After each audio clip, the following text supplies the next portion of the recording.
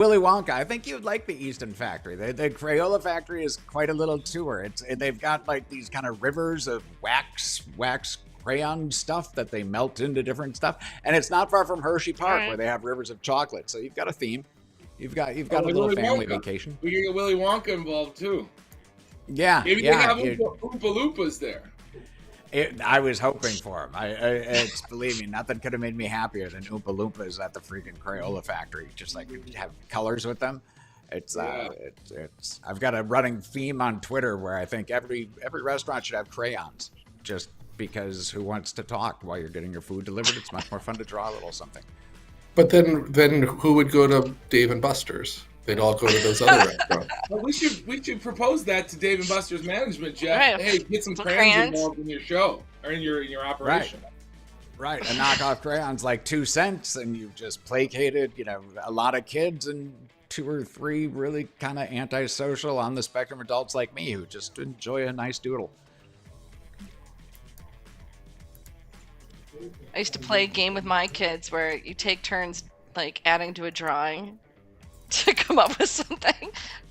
Doesn't usually end well. My parents used to do that with me. My parents used to call it the squiggle game. My dad would pull a pen out of his pocket and just scrawl something on a paper and challenge me and my brother, who, of course, being young and stupid, would spend just the next 20 minutes trying to draw something out of this ridiculous squiggle, not realizing that was just dad, doing a heightened version of shut up for a while. Right. Yeah. Here, distract yourselves and remain quiet. Yeah, I was out with my kids and dogs yesterday and saw a table full of kids and one set of parents. All the kids were on devices and had dessert in front of them. I think that's typically how David's wife brings out David to restaurants too. We're not allowed to go to any places near. I can only go like places they're like, hey, last time you left such a mess. I'm like, whatever. You gave me a car with a cracked window for a loaner. I'm gonna lose it.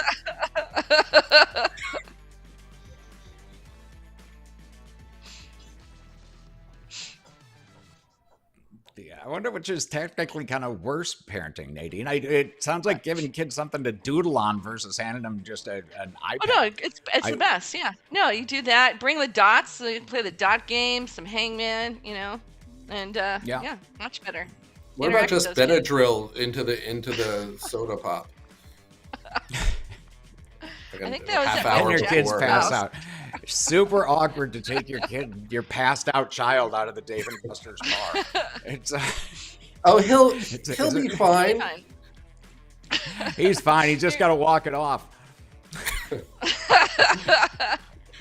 you have an espresso for my 8-year-old? Right, 8-year-old. You bring him in sleepy, take him out wired. Your kids are so well behaved. Yeah, they are. Yeah. By the way, that should be Amazon should investigate anyone who has Benadryl on repeat order on subscription. That's a straight out investigation. Is it? Amazon's not doing a ton of investigating of those third-party operators. It's not a big line item. And in their CapEx, all that money they're spending, that not a lot of that is dedicated into. We're going to check out the shady operators in our third-party system. Although I do like the fact now that they'll tell you when something is like heavily returned. That's nice. Like, okay, maybe I don't want to buy that. Yeah, fair enough. It's because it's proven to be a counterfeit is much more damning than heavily returned. But it means basically the same thing. At one point, I had bought for the holiday last year something that says it was like 4 feet, and it came and it was like not even 4 inches. And I had to take a picture like versus my hand. I was like, there's absolutely no way this is 4 feet. And they gave it to me free. And so I reordered thinking like, okay, maybe it was like a joke and it was like maybe they're screwed wrong up a product. little bit. Maybe it was like just the wrong product and they sent me the 4-inch stuff again. So did you complain again? It's a business model. I did. I got it free again. Okay, so how many times, Nadine, have you ordered that same thing now that you know the scam? I did not do it 3 times. All right, Okay, It's looks like it's hilarious that getting ready in Kohl's 4 rolled out a seconds. whole business model just dedicated to people returning shit to Amazon. Like that was their traffic driver for about 5 years. Probably. Well, listen, No, it welcome. really It was. is That was the goal. November 4th, 2024. I don't think there's anything going on this week. It's going to be a pretty slow week here. I'm just kidding. Here at Beats. And today we've got, I'm Nadine Turman. We've got Ben Bry, David Maris, Jeff Mackey. We got the A team here with us this morning. We're going to be covering healthcare with David. We've got Jeff on a variety of retail and other notes, and Ben on the election. So we're going to kick it off with David. David, I know that we've been chatting I didn't know pre-show. that. You didn't know that. Come on, David. Get with the program. We've been chatting for 10 minutes. We're going on healthcare. I know that we got a sneak peek at all your notes on these names. What are we looking at this week with the earnings and things that you're thinking about? Sure. So I'm going to just share this. I don't know if you can see it, but so these are the healthcare companies that are reporting that I own this week or that I'm involved with that are reporting this week. I do want to mention Hims and Hers, which is today after the close. What I've noticed is that a lot of short sellers, the un-American short sellers who are betting on American company to go down, they're saying things like, ignore the quarter. All I care about is GLP-1s coming off the market. When short sellers say ignore the quarter, that means they're afraid there's going to be a blowout, they're going to get squeezed, and they're just trying to talk it down. And from the sell side for years, what I saw were a lot of analysts that they would have really high estimates just to get people to, okay, well, look, I have the highest estimate on the street, but I don't think they're going to make it. And it's like, okay, well, I know what you're doing there. It's pretty transparent. Look, Hims this last quarter had 43% subscriber growth. So what I'm looking for is it somewhere in that same neighborhood? Obviously, they're getting bigger, so the comps get tougher. The average order volume went from $95 to $121. Is that trend going to continue? So those are the things I'm looking for. I still think it's going to go much higher, but again, we'll leave it to others. But the one that I'm really looking forward to, so let me scroll through some of these. Well, Novo, obviously on the obesity play, you really want to know what's going on with pricing there. But Teva is the one that I own the most of, and they report after the close on Wednesday.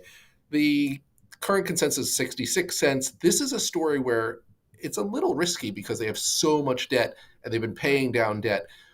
And they just got another fine from the EU for anti-competitive practices, and that adds to the debt. And so we'll see what they say there. But here, really, I'm looking for incremental progress, that there's no whammies. There's nothing that just really blows up, because the stock's done quite well in just that idea of paying down debt little by little. And their last quarter had, growth of, let's see here, for the generic. So this is what the chart looks like, by the way.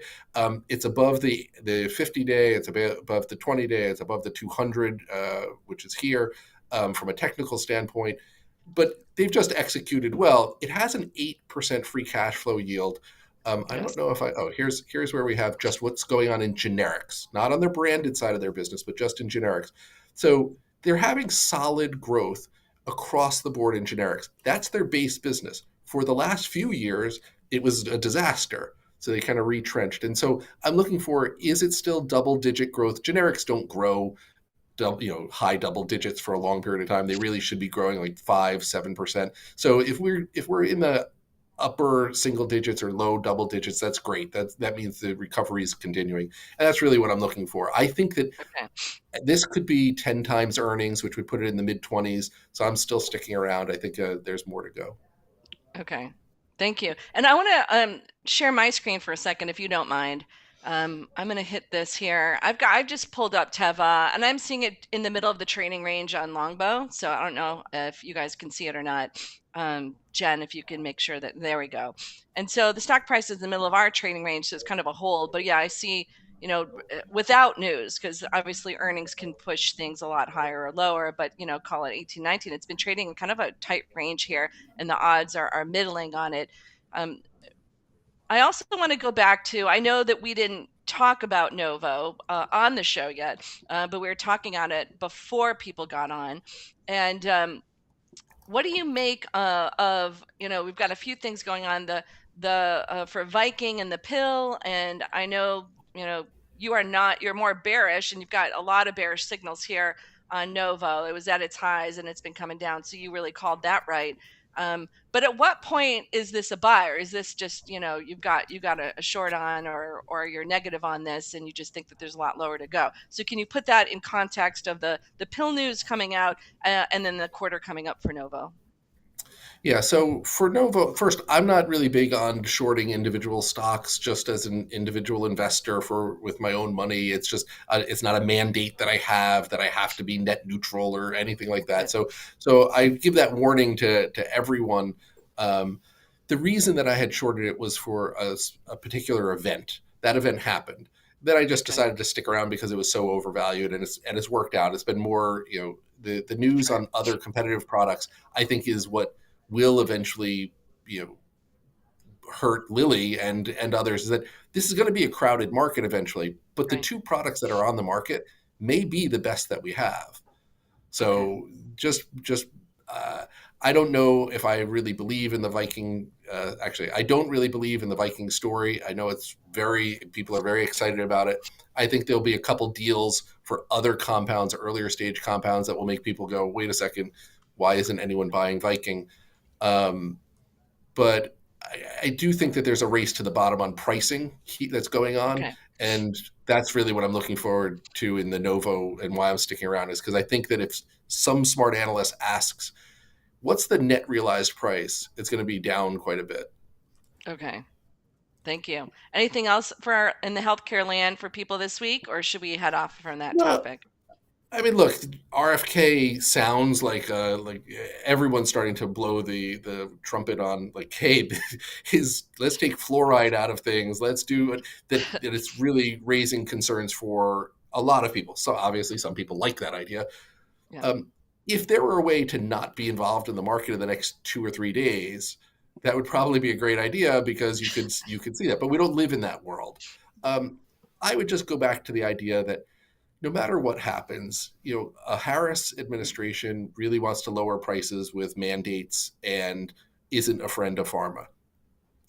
RFK is not a friend of pharma either. So it's heads I win, tails you lose type of situation, where I don't think you change much other than less exposure to pharma. Okay, thank you. So David, can we just follow up with that real quick? The Trump sweeper, or a Trump Republican sweep, is probably real bad for pharma, right? Because we got tariffs coming, and pharma's a big importer, and then you also have the RFK animal coming after you. Is that the way to understand it? So the last tariff round took out pharma, took out all of pharmaceutical drugs, all medical supplies, all things like that. So it was pretty protected. So I would say the tariffs are it's a non-issue. The RFK thing is a wild card, but remember, if he's going to be the head of the FDA, which I think is impossible, he has to be not only appointed, but he has to also be approved. And all of these things have checks and balances. I think that food companies should be more nervous, because getting rid of additives is a lot easier than all of a sudden changing drug approval processes. So cutting waste at the NIH and lowering that budget is a very easy thing to do. And that's why I think biotech's a little bit more vulnerable. But I'm a little hesitant to be so afraid of what we don't know, because people say a lot of stuff before they get in, and then when they get in, they realize, oh, there's only so much I can really do. I can't stop drugs from getting approved. That's bad for everybody. Right. But I guess what I'd say about the tariff thing is, like, if they're much more serious about tariffs, there's only 80 billion of tariff revenue on 3.1 trillion of goods. If they're trying to take this to 500 billion to $1 trillion of revenue, I'm not sure how does pharma not get hit on that? They're huge importers, aren't they?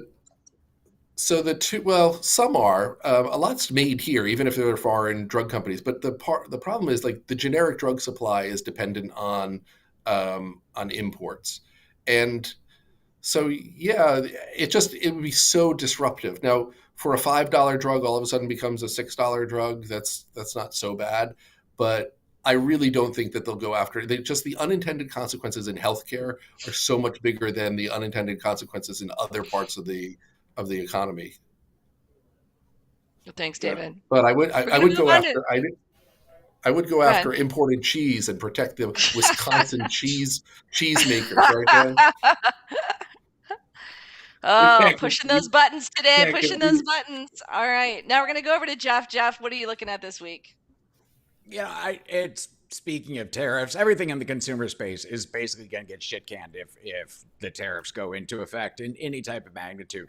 Checks and balances, as David alluded to, that's doing a lot of heavy lifting in terms of assuaging people's concerns out there. So, it's holy crap. Am I afraid for the Targets of the world, the domestic players that you otherwise would associate with this, but all of a sudden you start playing with that import stuff. And then you're not even getting to the second derivative, which is a case like Lululemon. That stock's been ripping since they reported pretty weak earnings. They're pretty dependent on China. China has proven pretty kind of liberal's not maybe the correct word, but they're a little casual in terms of how they do their accounting and how they're allocating sort of the U.S. corporation take from anything that's going on there. All that can get tweaked if you get into a trade war scenario. So again, it's to the extent we're bullish here, it's because we're doing just a lot of counting on there being some sort of balance coming out of this. I mean, neither candidate's married themselves to any sort of issue. Anyway, which brings us into me just looking at whales. Just trying to take down my risk. It's unknowable. I would rather react to a big move that I think is stupid than I would want to kind of place a huge bet here. I think the huge bets have been played and made.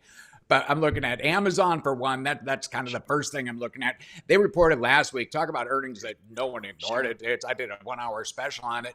And I pointed out at the time, Bezos has been squashing this stock all year, basically. He filed to sell 50 million shares over the next 2 years.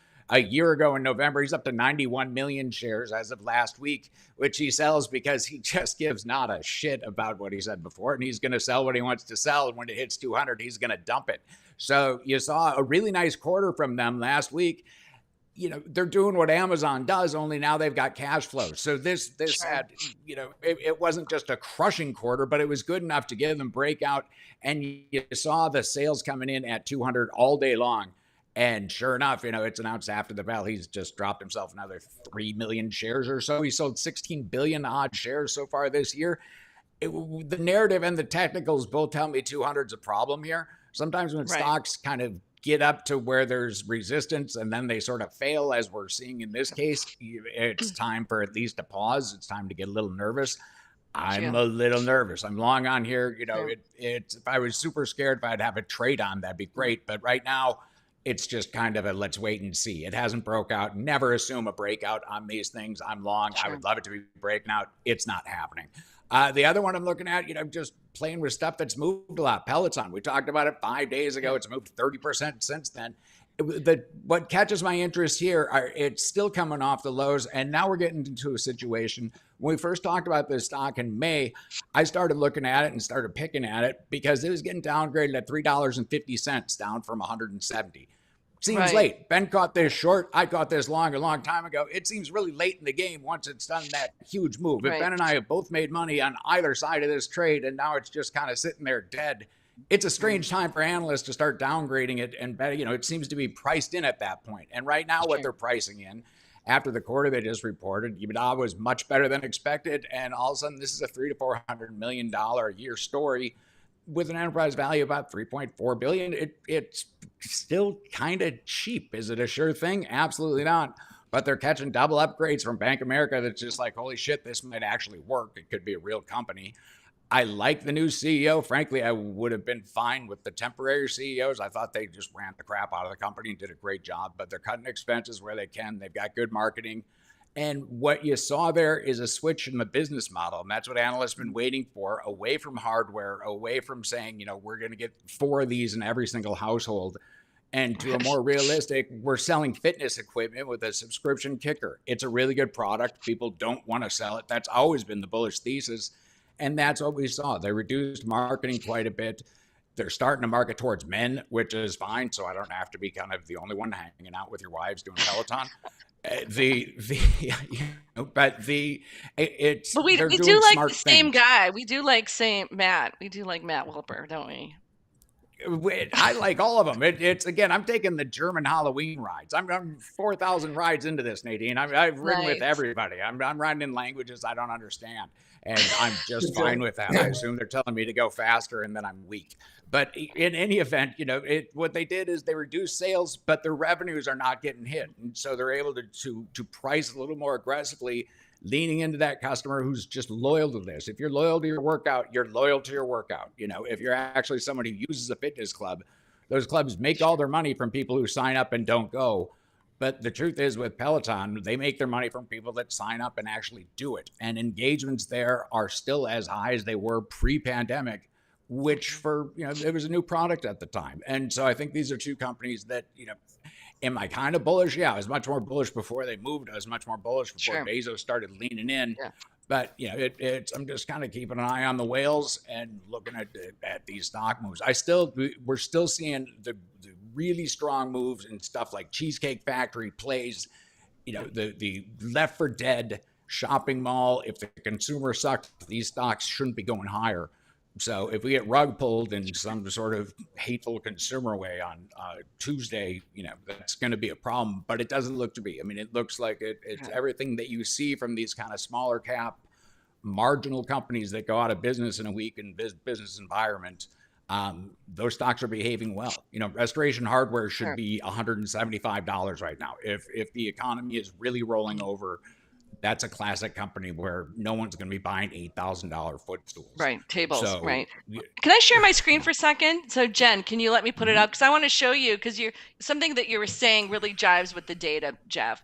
And I didn't tell you I was going to do this, but I was looking at it while you were talking. And so you basically have, it was going bullish.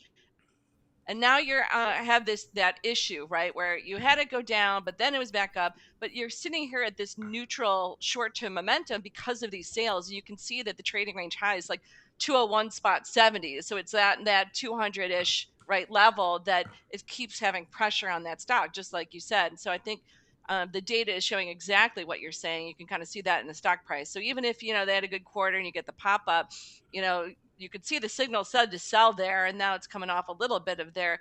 But you definitely would have to take this higher, probably to have that lid off of it, of those sales, to be able to go high there. Otherwise, you could have this like middling situation where you've got a neutral momentum indicator for sure in the short term. If that starts happening on the medium term, you're not going to be buying on the dips, right? You're going to be watching these signals here for momentum and the trading signals.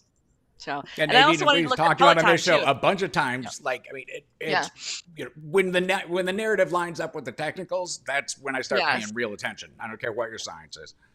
Right. And then here you do have the bullish on the Peloton, just so you got it. But, obviously because of the news, and that's what happens after an event, right? So you have this really tight trading range. It works for you, says sell, and then it says buy, and then it says, so you've got this, I'll go down and buy. And so you get here, it says sell, it's down.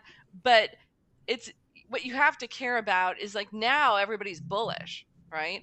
But you've got implied volatility discount, meaning that nobody's really short this thing. So you're not getting short covering on this right now. So that's not going to be going in your favor. But you have like really high potential moves because the band has moved out so much, right, on this news. You got like 9.73 on a high, 534. That's a huge range. So you could be up 34%, but down 26%.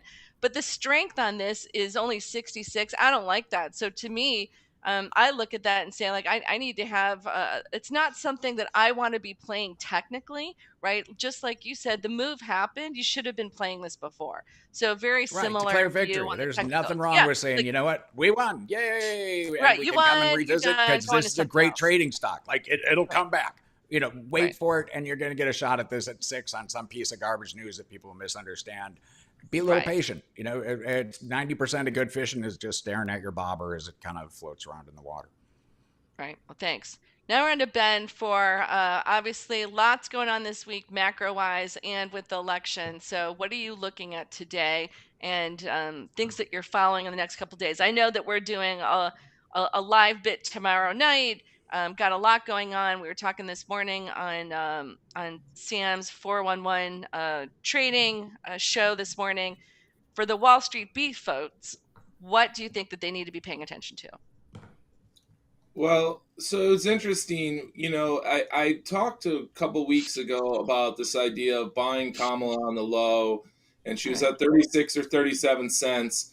Well, this weekend you had, I don't know if you want to call it a surge. There was a poll out of Iowa from this respected pollster Seltzer, and so there was a bit of a come in, if you will, and she got up to about 47 cents. I actually took a lot of that off because it just, I can bank that, and then this morning it's a weird situation because you're seeing. I can share the screen real quick and show you. The Here we go. This is the supermodel by Paul or a guy named Harry Crane, Yeah. and you saw this come in, and now we're kind of going to back up, and Trump's back to about 56. This is an aggregation of the models, and what I think is interesting is that you're not seeing that in the financial markets, though. You're seeing that in basically the betting markets, but today Fannie Mae and Geo are down 5%. And on the longbow system, actually, Geo came up as a buy, and you see the bond markets giving it what it took back from Friday, and the dollar's coming in. And I think for most people, the dollar is what you want to watch into this election. If you're like, hey, what's going on? We got a Fed meeting also, and it's about 100% implied that they're going to cut rates. But I think the takeaway you have is, okay, who's going to win? On this election would be a situation where if it's Trump, he's going to come in and talk tariffs day one, right? And day one, you basically have his ability to effectively raise rates, and the dollar goes up. And so the scenario where it's worse for all risk assets is Trump wins, split house, because then I think the tax cuts will come be in question. We have January, the tax renewal of the original Trump taxes are set to expire. I think the assumption would be that they continue, but in a split house, I don't know how you discount that as a sure thing, and then almost sure thing that they wouldn't have new tax cuts, right? Sure. And then I think in that scenario, it's going to ultimately be risk negative, and it'll be bond positive. But I'm not sure. I think that there's going to be a sell the news event. It could in the Trump winning scenario, which is the likely scenario right now. You're going to have like that vol premium come off, as you talked about. That will create a little bit of a bid. And then that would be a sell the news, in my opinion, in a split house, which it looks like the Dems are set to take the House. So unless there's an upset there and you get a Republican sweep, I think is an interesting idea in the sense that you're going to have tax cuts. That might end up being you can be more constructive because then you can start pricing in tax cuts. I think on the Democrat constructive how? So can you explain that? Constructive how, just so people understand what you're saying? Well, I don't have the chart with me, but I shared it in our group chat on Wall Street Beats that it shows all the different returns by the different structures of government we have. Presidents, Republican, House is Republican, president's Republican, split House, etc. Well, when you have a Republican president and a Republican House, the average annual return is like 15%. These guys kind of like to be business positive, let's put it. And they usually are tax cuts. Plus, this new brand of Republicans seems to be a deficit spending one. Now, I'm not sure that that's the case. Everyone seems to be dead set thinking that Trump's going to blow out the deficit. But, Elon's talked a lot about government efficiency. Tariffs are a huge new revenue line. And one thing that I would say is if you have a dollar rising and then that gets asset prices, one of the things I've recently realized, capital gains is 5% of GDP. It's 100% of annual PCE growth, or 150%. You have the stock options from all the big companies. There's some of that's normal income's not included. And then, if they're going to be able to offset the dollar strength with interest rate cuts, well, there's a huge amount of income that's being distributed from interest rates. So I think that people got to remember, it's not just the interest rate expense part of it, it's also interest income. So it's a lot of income if they're going to be taking rates down, and they're going to force you to take duration risk, which, if you see the 10-year going up 10 basis points Friday, now it's down 10 basis points today. It's a lot of volatility and a lot of uncertainty, more importantly. We don't know what things in this country are going to be like in 10 years. So I don't think you're compensated well enough at 4.3% nominal, and let's call it maybe 1.5% real on the 10-year. But if they start taking away your free income from the money markets, I think people are Right. going to understand that that will have an effect on spending and income. So I think that the market is definitely in a situation where it's volatile, and if you don't have your bets placed, today's your last day to do it. And I would expect some volatility, and I also would not expect that the first move post election will be the right move.